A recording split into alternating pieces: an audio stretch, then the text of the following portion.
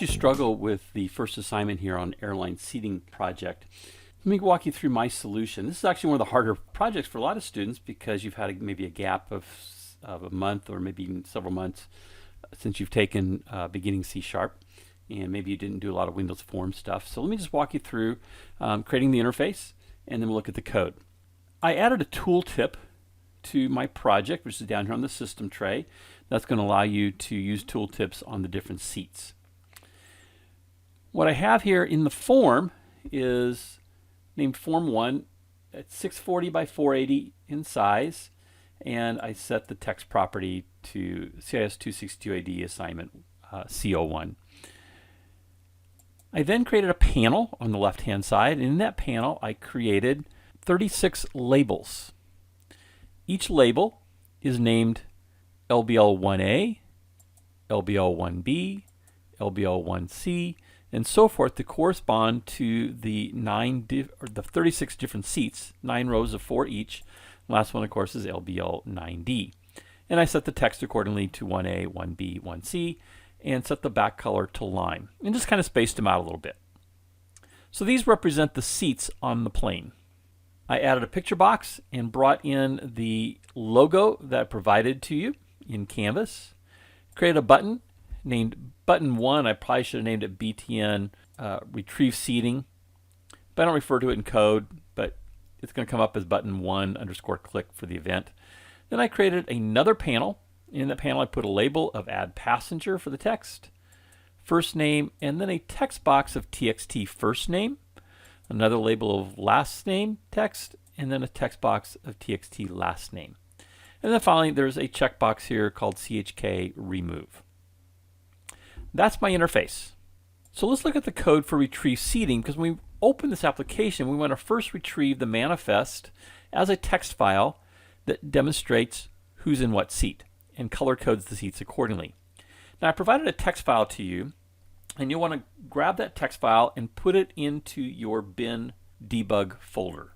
So here's my project folder. I'm going to burrow down in here to the bin debug, and there is the text file of seating.txt. So you always want to have your data file in with your executable file. That way we don't need to worry about paths. It'll just look at it from that location. So let's look at the code. Oh, I also added an open file dialog, and I set the filter to text files with parentheses star.txt, a vertical pipe, and star.txt, a vertical pipe, all files, star.star in parentheses, a vertical pipe, and star.star. Remember, these are in pairs, so what's going to appear and then the wildcard it's looking for. So text files, star.txt is the first pair, all files, star.star is the second pair. I gave it a default file name of seating.txt, but this would allow you to have different file names by using the open file dialog. And so you might have, maybe you have 5 jets in your South Mountain Charter Flights organization, and each one could have its own seating pattern, and of course a different seating pattern for each flight for the various days. Okay, and I just left it named as open file dialog 1. So let's take a look at the code here for retrieve seating button. So as I mentioned, it was named Button 1, so it says Button 1 _ click. And all I've done here is I just simply had it refer to a method that I called retrieve seating. So let's take a look at that retrieve seating method. So I'm going to open the file dialog by showing. So I'm going to show the dialog of open file dialog 1. That's going to bring it up on the screen. I'm going to set a string of XYZ equal to that open file dialog 1 file name. Now because I'm opening this as a dialog, it's going to pause there until the user has finished using it. So assuming they select a file, then that's going to go into the file name. We're going to put that in string in the XYZ string. If that string is null, in other words, they closed out of it, they didn't select a file, or click cancel, then it's not going to do anything. But if they did select a file, we're going to set that XYZ to my file. Now my file is a class level variable. So let's take a look at these class level variables that I created. First of all, I created a string 2-dimensional array of the seat assignments. And each dimension, or the first dimension, there's 4 columns, which is the 4 seats on each row, and then there are 9 elements of those 4 columns. That represents the 9 rows with the 4 different sets. And each of them I set to the string of empty to begin with. So that's going to contain who's in what seat. And I'll read that in from the data file. I have a string of my file, and then an array of labels called seat labels. It's going to contain 36 elements. We can populate that when we load the form or in our constructor for form 1. So in form 1, we're going to initialize the components. Once those are initialized, those labels now exist, and I can assign the labels to my array of seat labels. And that's what this populate label array does. Here's the code for populate label array. So I'm going to create another array of type label called temp seat labels, and it's going to equal those 36 labels that we had for our seating assignments. Then I'm going to have a little loop here that goes through the 36 elements of temp seat labels and transfer those to my seat labels class level array. Just simply referencing elements I. Now alternatively, you could have done this the long way and hand coded all that. I just put that in there to show you that. Probably get rid of that. I think it's much easier to create a temporary array and then iterate through that and assign those values to my class level array. Okay, we'll come back to the inner seat. So let's go back to the retrieve seating. So as I said, we're on button 1, we're calling retrieve seating. We're opening that dialog. And so I'm setting my file to the file name of the dialog. And the reason I want to do that as a class level variable is we're going to update this file as we make changes. So I can keep referring to my file as a class level string containing the file name. I'm going to open up a stream reader. Let's go back up here for a minute, because make sure you include the using system IO to get that stream reader. So stream reader named SR. It's going to be a new stream reader, and it's going to reference my file. Two integers, I and j. And then for I equals 0, and we're going to do I as long as it's less than 9, and we're going to increment through that loop. And then a nested loop of j going from 0 to 4. So if you think about these numbers, this 0 through basically 8 is going to be our rows. That's going to be the elements of our array. And then the 0 through 3, less than 4, are going to be the elements in that second dimension of our array. That's going to be our 36 seats. And what we're going to do is we're going to assign those seat assignments of I comma j equals the line that we're reading in one line at a time from our stream reader. Now that data file is 36 lines, each line containing the name of the person sitting in that seat, or it'll say empty. We're going to close our file, and we're going to call a method of update seating charts. That's our next method here. All this does is it goes through our array, the 9 rows, and the 4 elements, or 4 seats of each row, 0 through 3, 0 through 8. And if that seat is empty, we're going to set the color of that label using our object array of seat labels. Set the back color of that object to lime. Otherwise, we're going to set it to orange-red. That's all we're doing, is we're changing colors to show if the seat, visually, if the seat is occupied or not. Let's go back to our design for a minute here. So we have our different labels. The labels all have a click event of assign seat. So we're going to put in a first name, last name here and click on the label to assign the seat of a new passenger. It also has a mouse enter of enter seat, and that's going to show our tooltip. So let's take a look at that enter seat first. All of these 36 labels have the exact same click event, and they also share the same mouse enter event. So one piece of code for clicking any one of the 36, one piece of code for pointing to any one of these 36. Let's take a look at that enter seat. So here's the enter seat code.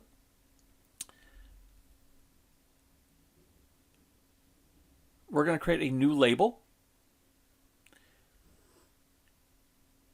And we're going to make sure that the sender that we clicked on or pointed to for enter seat is of type label. So we're going to get the type of sender. And as long as that's true, which should always be, just one way of making sure though that this is kind of a little foolproof, we're going to set XYZ equal to sender. Remember we had this label here called XYZ. We're going to take sender and cast it as a label. Again, it should be a label already, but we need to cast it and assign it to XYZ. Then I'm going to have integers of I and j. Now remember, we had our user view seats as row 1 through row 9. That's our user perspective, but our coding perspective is this is row 0, this is row 8. And remember, LBL 1A is element 0, 0 of our array. So with that in mind, we're going to take XYZ name, or the text of XYZ I should say, which would be 1A for the first seat. We're going to get the number, character 0 through 1, just one character. So it would be a 1, but we're going to subtract 1 to get the element number, which would give us 0. That's what that line there is doing. It simply is equating the seat number to the element number. And that's why we're subtracting 1. Then we're going to do a switch. We're going to look at the second character of the name. So 1, 1. Now we have 4 seats in each row, A, B, C, and D.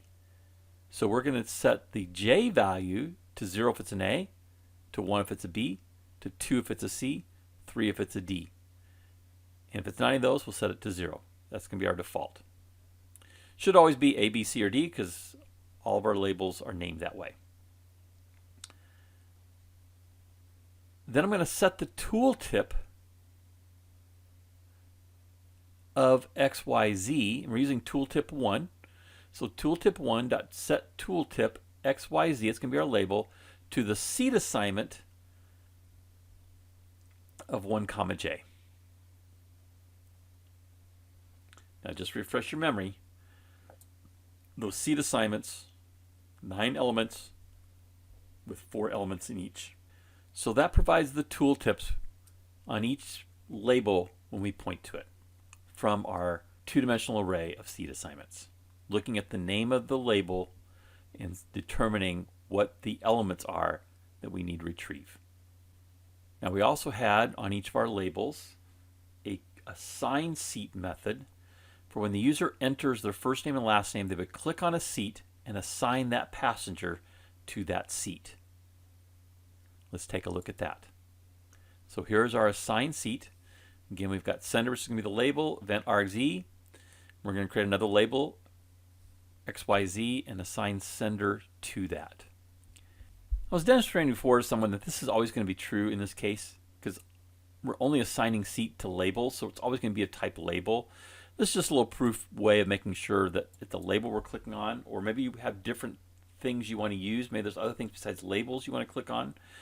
So I just set it to 2 equals, if 2 equals 2, which is always going to be true. Let me go back to the way I would normally do this, which would be if sender.getType.toString. In reality, you could leave that whole outer if off if you wanted. It would still work just fine. It's just a good foolproof method of making sure that the label we clicked on is a label.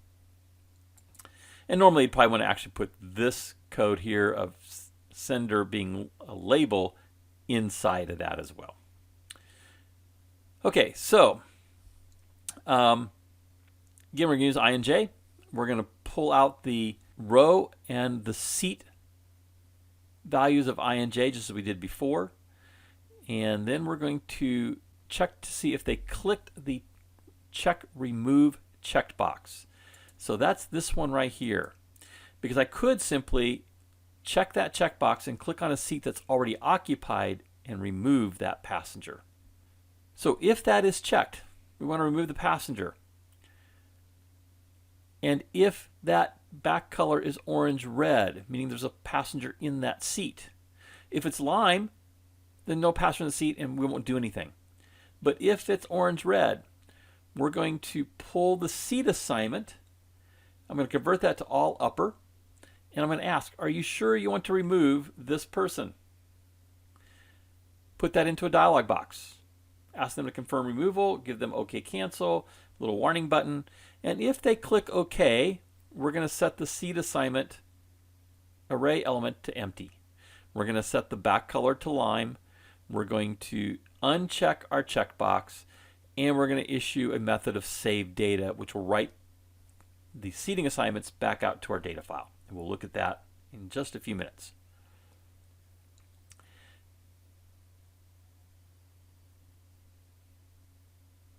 Then we also want to assign the seat. So as long as the last name and first name is not empty, we can assign a seat. And again, we're going to make sure that seat's open with checking the lime color. And we're going to set the seat assignment to the txt lastname.text, comma, space, txt firstname.text. We're going to set the tooltip to the seat assignment, as we did earlier. We're going to change the back color to orange-red. That seat is now occupied. We're going to clear our two text boxes. We're going to issue a save data, and I'll put the focus back in that txt first name text box. If that's not true and the back color is orange-red, we're going to say, sorry, that seat is taken. Click on a green seat, and the title will be seat unavailable. Force them to click on another seat. That's how we assign the seats to the labels. And then we have our save data.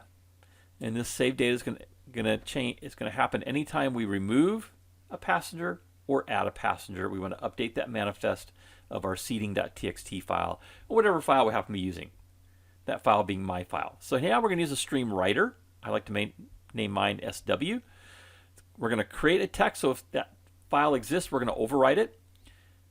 And that file is my file, that global class level file that we saved. I'm simply going to iterate through my seating charts, going through the 9 different elements, row I, and the 4 seats in each one, seat J, and I'm going to write the seat assignment of I, J, and close my file. That is my code. I'm just going to scroll through it so you can see it all in its entirety. Feel free to pause as you're checking your code or entering code. Again, you can ignore all of these hard-coded seat labels.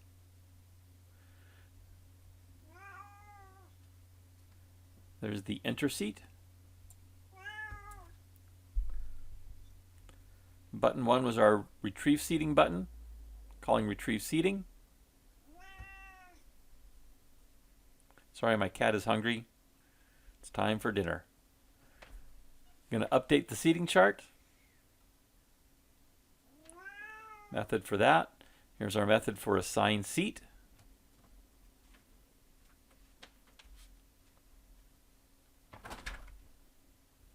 That's a fairly long one. Again, it also removes the passenger. And then finally our save data. And that's our project. If you just jumped into this video, you can see all the videos from the C# Xamarin Programming Cohort playlist by clicking on the image in the lower right. And if you'd like to be alerted to future videos that I create, you can click my picture up in the top right and subscribe to the channel.